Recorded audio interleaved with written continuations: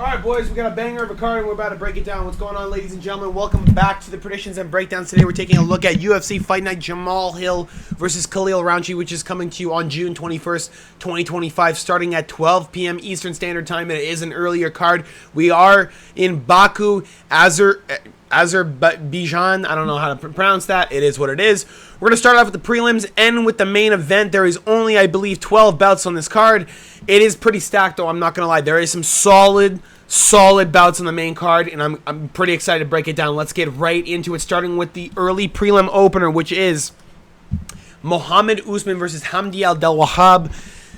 This is an absolutely horrendous fight, but Hamdi Abdelwahab does have decent takedown attempts, and when it comes to Mohammed Usman, he can't get up. As soon as he gets taken down by anyone, no matter who it is, he seems to have a massive problem with the lack of jiu-jitsu and lack of wrestling talent among himself. He's kind of just a brawler. He really just looks for the knockout. He has 6 inches of reach advantage over Hamdi Abdelwahab, and I don't think it's going to matter. I think Hamdi is just going to force the pressure really early. He did get an absolute robbery over Jamal Pogues. I thought that was an absolute disgusting robbery, but he had a split draw over Don'Tale Mayes. Oh, no contest. Didn't he win that fight? Hold on 2 seconds here. Hamdi Abdelwahab failed a drug test. There you go. So he's on the juice too. And we're in a Middle Eastern country, so most likely Hamdi Abdelwahab will come out with the victory. Most of these times when you see a Middle Eastern card and you see a Middle Eastern prospect on the card, they will favor those fighters in the scorecards more often than not, and more likely than not, this fight is going to a decision. Mohammed Usman will just lie on his back for 15 minutes, and we will see Hamdi Abdelwahab get his hand raised. It's not going to be a difficult fight, and Mohammed Usman is quite that a can. He should not be in the UFC, neither should Hamdi, but Mohammed more so. I don't believe he is UFC talent. He also is, 35 pounds underweight for heavyweight. Good luck. That's all I got to say to you. Next on the prelims, Tagir Ulanbekov versus Azat Maxim. We're going with Tagir Ulanbekov with a little bit of caution. Azat Maxim, or Azat, I don't know why it's Azat. It should be Azmat. It sounds better. But Azat is one of those guys that is a brawler. Like, he's willing to go down. Like, he's down. He's down to bang and trade punches and do whatever he has to do to try and get in the mix. Tagir Ulanbekov is just so fluid in the grappling that he's going to have such a tough time even getting forward.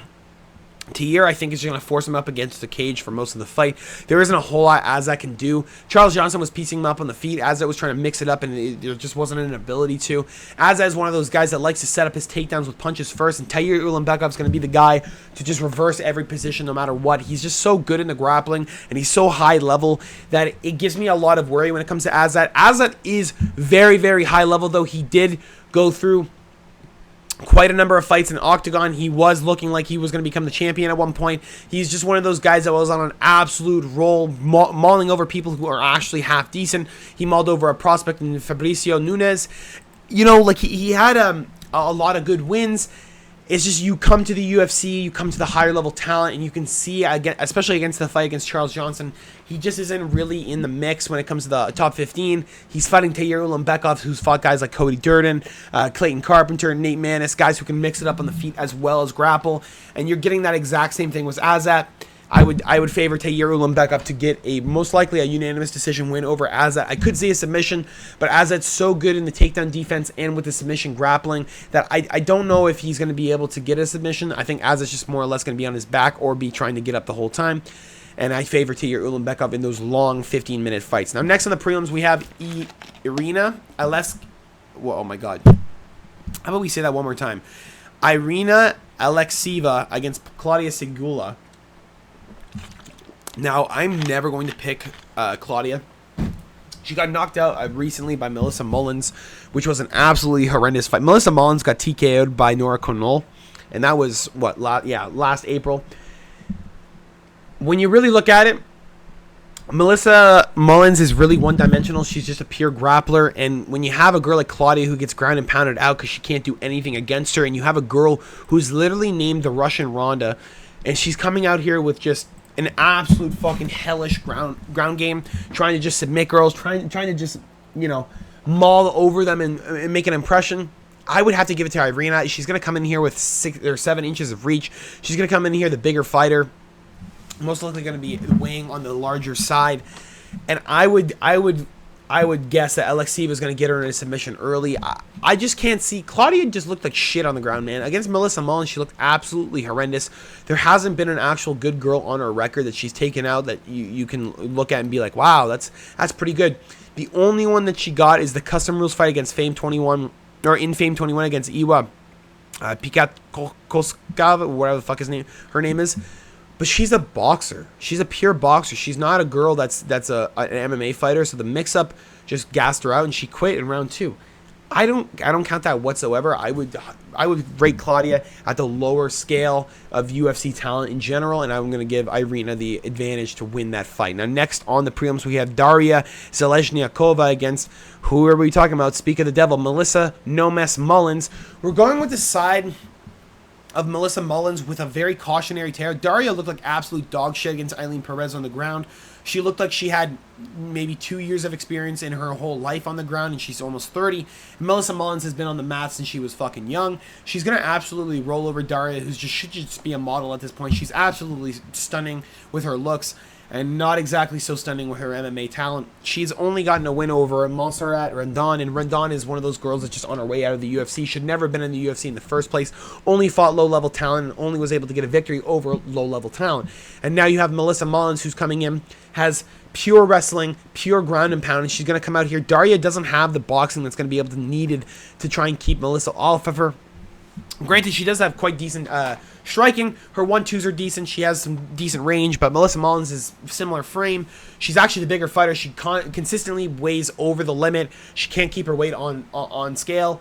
And now you have Daria, who's going to be sitting there looking for 1-2s, while Melissa Mullins is just forcing her against the cage, tripping her, forcing her on the ground, and looking for a submission or a TKO. I'm going to give Melissa Mullins the benefit of the doubt in this fight, even though I was just talking shit on her heavy. I think against Daria Zeleznyakova, it's just too easy to pick against her, and I'm going to go with Melissa Mullins to get a TKO or submission victory. We're going to move on next in the prelims. Ismail Nurdeyev versus Jung Young Park. And Jung Young Park had a split decision loss over Andre Muniz. He had a split decision win over Brad Tavares. He beat Albert Dureyev by submission, Dennis Talulin by submission. And now you have Ismail Nurdeyev, who's coming in after beating Bruno Silva, who, again, a little bit lackluster. A little bit shitty of a performance from Bruno Silva, who's absolutely gun-shy at this point and very scared to fight. But Nurdeyev is a guy who's already been inside the UFC, fought the likes of Sean Brady, fought the likes of Sayar Bahadad Dursada. Jesus Christ, that was hard to say. And, you know, he left the octagon after that fight with Nurdeyev. It wasn't really it was more of a retirement fight because he knew he was going to quit, but I don't think it was such a beatdown that he quit because of that. I would err on the caution of Ismail Nurdeyev. Most guys who come into the UFC a second time, they don't end up producing the same level of talent that they did before. They usually are on a bit of a skittish path because they're worried about what's going on. And Jung Young Park is a very, very devastating grappler, very, very good in the mix-up. He's one of those guys that will tag you and move right to submissions right after. And Nurdeyev being a guy who got submitted by Bendel, by Armbar, who's, pure grappling, looking for the submission consistently. I'm a little bit worried. I'm a little bit worried with the fact that Vadim was able to knock him out because Vadim hasn't been able to get that many knockouts on high-level talent. And meanwhile, Ismail Nurdeyev is his most recent knockout, even though he got knocked out by Daniel Frunza in the Contender Series. That makes me really, really worried. Jung Young Park is a guy who I don't know how he's going to turn out. The Iron Turtle did have a really tough loss against Brad Tavares, or Andre Muniz. He got the win over Brad Tavares, but it was close. He looked like kind of dog shit. I would honestly lean closer to the side of Ismail Nurdeyev, especially on the underdog side, but you can't trust him, especially because of the second stint thing. But again, he's 28 years of age, looked pretty good against Bruno Silva with the striking, and Bruno's gun-shy, but maybe that gave him some confidence in the octagon. Maybe he comes out with no jitters and he comes on to beat the shit out of Jung Young Park. It's very possible. I would probably lean on the side of Ismail Nurdeyev, but I'd probably live bet him after the first round.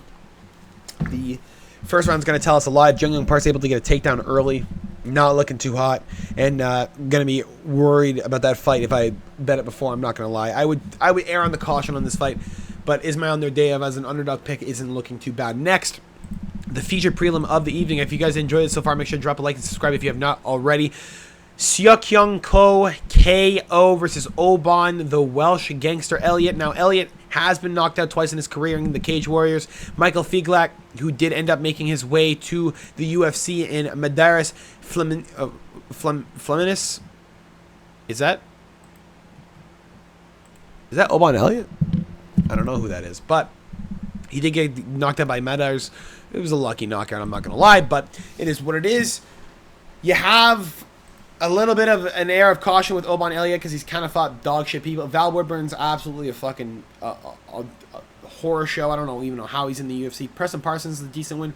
Bazil Hafez, yeah, definitely should have been able to knock out that guy. Seokyoung Ko was able to defeat undefeated Brazilian prospect Igor Cavalcanti, who was just finishing everyone in the regional scene, was mauling everyone. He was a massive, massive favorite going into that fight, and Seokyoung Ko just put it on him and absolutely put him to pieces.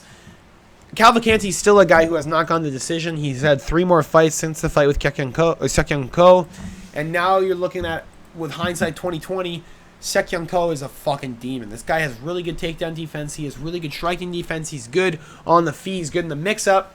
But you have Oban Elliot, who hits like a truck. You have him where his wrestling is really solid. His one-shot knockout power is legit. He does have a right hand from hell. And you have Seokyoung Ko, who's going to be looking for that knockout shot the whole night, going to be looking for the perfect punch.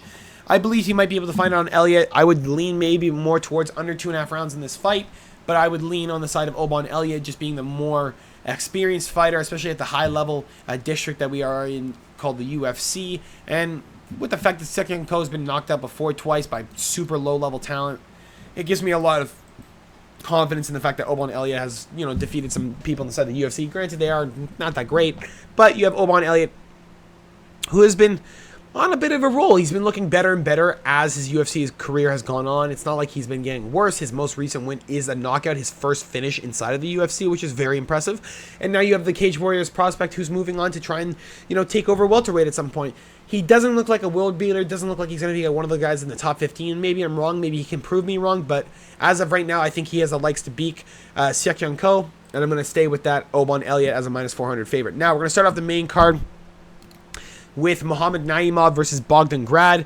I would pick probably Muhammad Naimov, but I would err with fucking caution. Bogdan Grad made a massive comeback against Lucas Alexander, made a massive comeback against Michael Aswell. He's one of those guys that was getting beat the shit out of himself, and then he just came back. He absolutely had a turnaround. Never gave up on himself and just absolutely ran at Lucas Alexander in his last fight in the UFC. I had Alexander for that fight as well. Lucas was looking really solid inside that first round, and Bogdan Grad just absolutely wore everything out of Alexander. There was nothing left, and Bogdan Grad took over and was beating the shit out of him inside that second round. Now you have Muhammad Naimov, who looked really bad against Felipe Lima. Felipe Lima making his UFC debut and submitting Muhammad Naimov in his debut, which was absolutely astonishing. And then you have him move on to Con Ofley, who just couldn't get anything started. The wrestler was just trying his best, and Muhammad Naimov was able to stuff everything and just beat the shit out of him. And now you have Bogdan Grad, who's looking to make a bit of a statement. I would say Bogdan Grad in the striking is probably a little bit better. I think Muhammad Naimov is one of those guys that, falls apart when it comes late into fights, when he comes into the second and third round. I think he likes going for those finishes, and when he doesn't get them, he doesn't feel like he has an advantageous position over his fellow opponent. He kind of wilts, and I think Bogdan Grad's one of those guys that doesn't wilt. He's a guy that just moves forward, will do anything it takes to win. He only got knocked out by Tom Nolan in the Contender Series 2 years ago. That was a pretty bad knockout, but you have him back now. You have him making a bit of a statement with the win over Lucas Alexander. A close fight with Michael Aswell. I would have given it to Aswell completely honestly, but a bit of a statement over Lucas Alexander. Again, they're not high-level wins, so you have to bet the side of Naimov. You have to bet with caution and with worry that Bogdan Grad could go out here and absolutely torch up. I would probably pick over 1.5 rounds for this fight if you're on the betting side. But Muhammad Naimov has been able to knock out boxers time and time again. He's a guy that's been able to stop the takedowns, especially when guys get desperate. And Naimov has done that time and time again, except for Felipe Lima, who's just fucking an absolute animal. He's just good everywhere. I don't know what this kid drank in the water in Brazil, but holy shit, he's insane. I'm going to pick Muhammad Naimov to win by knockout or decision, but I would lean with caution on this fight. Bogdangrad is no pussy, and he's really down to bang when it really comes down to it. Now, next on the main card, this is another air of caution on this fight.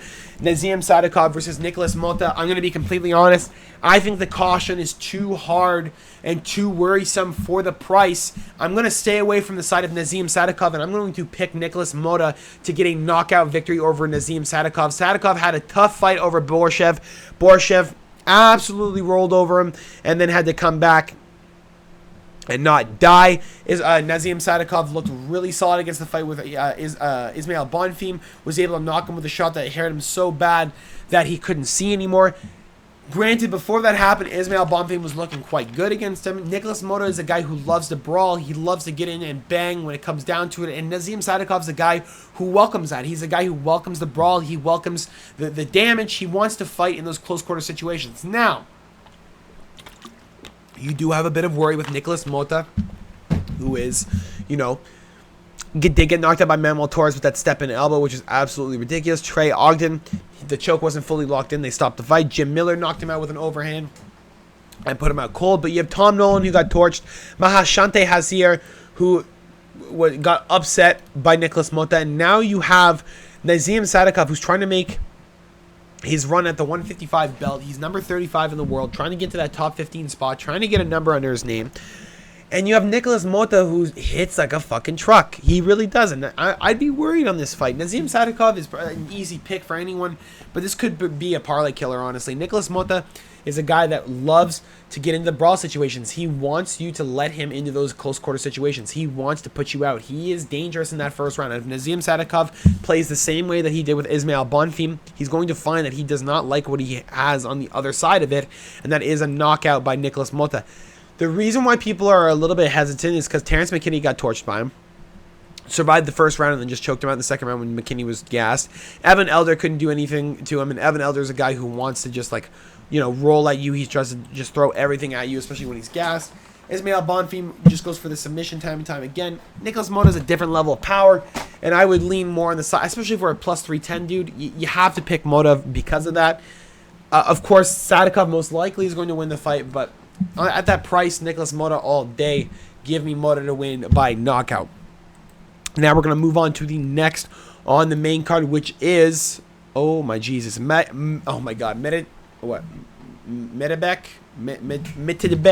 Orobai versus Tofik Musayev. We're going with Orobai. It's not even close. You have a guy from Bellator who's getting dropped and choked out and risen and shit. He's fighting absolute dog shit talent. You have a guy who hasn't fought in 2 years, and now you have a Meditech Orobai who just had a split decision loss over Mateus Rebecki, which was a good fight. A win over Els Brenner, which is solid. Uros Medic, was he LFA champion? No, he wasn't, but he was getting close. He's so good everywhere, and Orobai is so much higher level than anything Tofik has ever set eyes on. Tofik is a guy who's just gone through Risen, fought absolute fucking bums, got Pateki Pitbull, but Pitbull's a fucking bum as well. I don't like that guy at all. Johnny Case got a knockout victory over him. Damian Brown, but these are all old guys who realistically shouldn't have been fighting at that point anymore. How old was Johnny when they fought? 30? Johnny's been fucking knocked out bad, huh? He's been dropped pretty bad a couple of times. Jake Matthews submitted him in the UFC. I forgot about that. Damn, that's a rough fight. Yeah, we have to just pick Medebek Orobai. I don't know how you're gonna pick anything else. He just hasn't fought any high level talent, bro. Koji Takeda, wow, whoopty fucking do. A guy who's a submission grappler who can't get anything started on the feet and just forces takedowns until he gets knocked out by people. Then you have Akaya Okada, who is literally almost the exact same thing. He runs at you like fucking. Not Nunez, like Jessica Pena with his eyes closed and just gets chunked. Wow, good for you. I'm going with Medebek Orobai to get a win over Tofik. Tofik is going to come to the UFC and get out real quick. I think Orobai rolls over him. I think he gets a finish over a guy who should not be in the UFC and has not seen even close to the level of talent. Give me Orobai all day. Next on the main card, Curtis Blades versus Rizvan Kunyev. This fight has been rescheduled more times than I think I've seen my own dick in the last 10 years due to my belly fat. We're going to go with probably Curtis Blades to get a knockout victory over Rizvan Kunyev. I'm not really sure what we see with Rizvan. I understand he's been in the Contender Series and knocked out Hugo Silva, or Silver, excuse me, the Silverback. I understand that he was able to get a decision win over Renan Ferreira, but Renan Ferreira beat the shit out of him, overturned due to the what's it called? Anabolic steroids that Kunyev had. Very nice to know we have another juicer inside the UFC. And then you have Eagle FC champion who beat Anthony Hamilton. Wow, good for you, dude. Dude's old as fuck. You got him in a guillotine early as shit. Wow. You choked out a 42-year-old. And then you fought fat-ass Hugo Konha, who's 260 and fat as fuck. And Rizvan's, 265 jacked. Wow, good for you. And Silverback is a guy who's a big wrestler. Big submission guy, likes to ground and pound. Couldn't do shit against Rizvan. Just absolutely overweight and just not athletic whatsoever. Curtis Blades here is a huge favorite and should be for good reason. Knockout guy is going to go in there with absolute torment. Going to try and knock Rizvan out. I would lean the over on this fight. I think Curtis Blades has what it takes to maybe win the fight on the scorecards. I'm not sure if he's going to be able to drop Rizvan. Rizvan has fought guys with heavier power. If anyone was going to knock him out, Renan Ferreira really should have been able to be the guy to do it. Vladimir Denico also has some pretty good power, but he's a little bit on the older side. No, Vladimir's only 30? Holy shit. Well, he was back then, so he's 35 now. That's pretty young. Again, lean on the side of Curtis Blades. Rizvan fought Hugo in the Contender Series. That is not a good level of talent to compare to anything inside the UFC. Curtis Blades has been top 10 in the world for how many years? I would lean on the side of Curtis Blades to win by knockout or decision. That's the only things I could see. Submission is not even viable. I don't know if Blades even has submissions in his arsenal. He seems like a guy that just wants to bang. Let him bang. 4 inches of reach advantage. Let's see what the hell happens. Next, the co-main event of the evening, Rafael Fizev versus Ignacio Bahamondes. We're going to go with the side. This has been biting at me all week, but I think we're going to go on the side of Ignacio Bahamondes. Rafael Fizev having those knee issues, having the injury, leaves me with a little bit too much worry. The surgeries have impacted his cardio significantly, have impacted his striking significantly. Justin Gaethje beat the shit out of him once again, and even worse inside that second fight than he did the first fight, even though it was on short notice. Rafael Fizev is getting a camp for this fight, but you have Ignacio Bahamondes is on a bit of a tear. Won 3 in a row, did lose to Ludovic Klein because of the mix-up and the grappling and the really good striking, but you have Rafael Fizev, who's a really good Muay Thai fighter.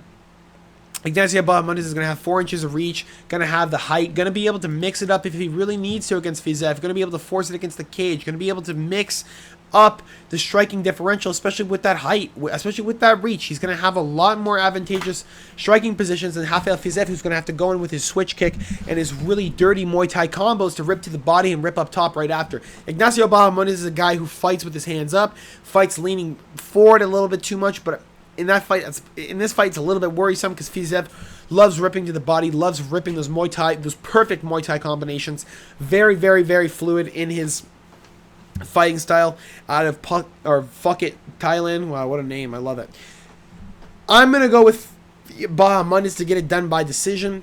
I worry that Fizev is going to be able to get back into his own. But again, the injuries are a huge problem for me. They don't give me a lot of caution or a lot of benefit of the doubt. And you have a 3-loss streak against Ignacio Bahamondes' 3-win streak. Give me Bahamondes' continued streak with a minus 110 even money line.